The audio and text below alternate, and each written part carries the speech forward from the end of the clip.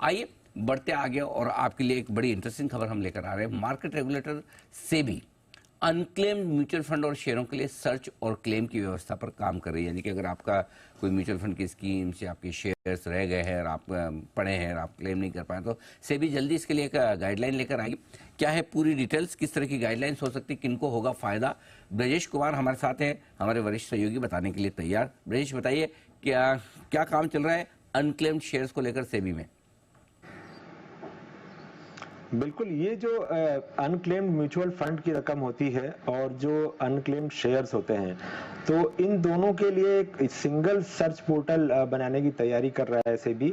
इसमें सबसे पहले जो है म्यूचुअल फंड के जो लोगों के अनक्लेम्ड अमाउंट हैं, तो उनको लेकर पहले पोर्टल बनेगा और बाद में इस पे जाकर के शेयर्स के भी सर्च की व्यवस्था होगी।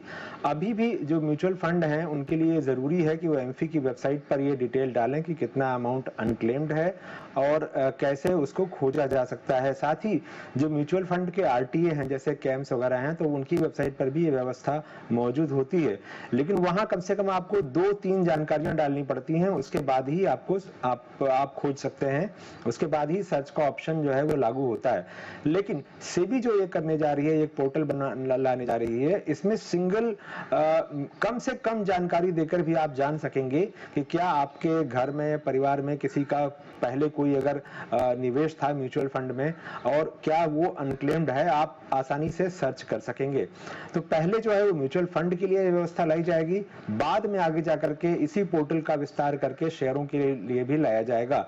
अभी शेयरों के लिए जो सर्च करने की व्यवस्था है वो आईईपीएफ अथॉरिटी जो है मिनिस्ट्री ऑफ कॉर्पोरेट अफेयर्स के तहत, वहां से जाकर सर्च करना होता है, लेकिन बहुत से लोगों को जानकारी नहीं होती और वो भी इतनी आसान नहीं होती। तो अभी मोटे तौर पर जो है इंडस्ट्री के साथ भी इसको लेकर के चर्चा हो गई है। साथ ही ये भी कहा गया है कि जो कस्टमर्स का अपडेटेड बैंक अकाउंट है वो सारा ले लिया जाए, क्योंकि बीच में कई सारे बैंकों का मर्जर हुआ, उसके बाद लोगों के जो बैंक के खाते हैं उनमें खातों की संख्या में भी बदलाव हुआ।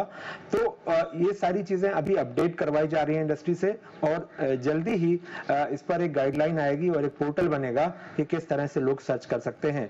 पिछले साल तक के जो आंकड़े मौजूद हैं, पब्लिकली अवेलेबल हैं, उसके हिसाब से अकेले म्यूचुअल फंड में ही करीब 2638 करोड़ रुपए का रकम जो है वो अनक्लेम्ड है, जिसमें करीब 1659 करोड़ की रकम जो है वो इसकी डिविडेंड की है और बाकी करीब 989 करोड़ रुपए की रकम जो है वो रिडेम्पशन की है जो अनक्लेम्ड है। तो ये पोर्टल जब बन जाएगा तो म्यूचुअल फंड के जो निवेशक हैं या जो लोग शेयर में निवेश करते हैं उनके लिए ये पता लगाना बहुत आसान हो जाएगा कि कहां जाकर वो देखें और सही सटीक एक ही जगह पे उनको सारी जानकारी मिल जाए। उसमें ये भी बताया जाएगा कि किस तरह से क्या प्रूफ दे करके, क्या डॉक्यूमेंट दे करके वो जो है इन म्यूचुअल फंड की रकम को क्लेम कर सकते हैं।